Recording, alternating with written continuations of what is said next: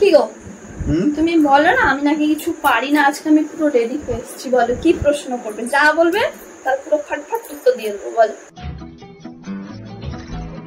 আমার কোনো প্রশ্ন নেই। বলো, আজকে তুমি যা জিজ্ঞেস করবে তার সব উত্তর দিয়ে দেবো, কিন্তু উত্তরের পর আমার একটা ডিমান্ড আছে। আমার কাছে কোনো প্রশ্নই নেই।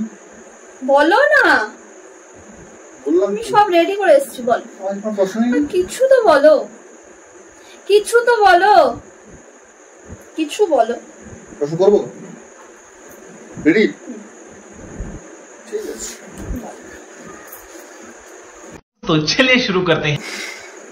তুই ভাবো তুই কলকাতা এয়ারপোর্টে আসো, কলকাতায় দিল্লি যাবে,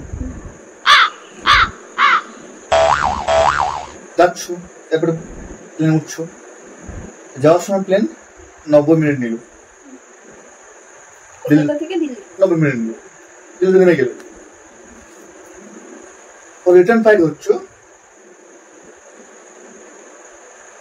রিটার্ন আসছো কলকাতাতে, একটা 1.5 ঘন্টাতে এলো, তোমাদের কলকাতা পৌঁছাতে 1.5 ঘন্টা। কেন? 1.5 ঘন্টা?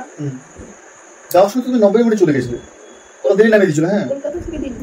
হ্যাঁ, কিন্তু আসার সময় যখন দিল্লিতে ফ্লাইটে উঠলে কলকাতার জন্য, তো ওটা 1.5 ঘন্টা নিল, ওকে 1.5 ঘন্টা পরে কলকাতা নামালো। কেন? আকাশে মনে হয় মেঘ ছিল।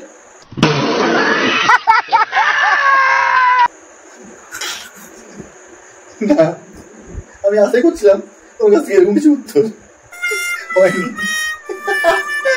লাস্ট চান্স, আর চান্স তোমায় কিন্তু তোমাকে আমি দিতাম না, যেহেতু নিজে থেকে এসছো আজকে। লাস্ট চান্স দিলাম, আরেকবার বলো কারণটা কি?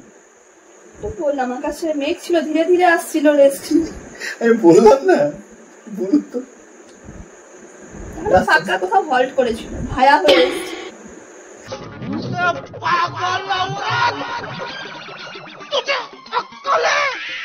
ফ্লাইট অনেক করছিল এটা, তুমি যেমন তোমার অ্যান্সারও তেমন। তুমি 90 মিনিট আর 1.5 ঘন্টা ডিফারেন্সটা জানো? বলবো না, 1 ঘন্টার সময় 60 মিনিট, 90 মিনিট মানে 60 মিনিট প্লাস 30 মিনিট, 1.5 ঘন্টা। যখন সময় 90 মিনিট গেছিল, আর সময় 1.5 ঘন্টা এসছে, মানে দুটোই সেম। সবসময় উল্টো পাল্টা প্রশ্ন করো।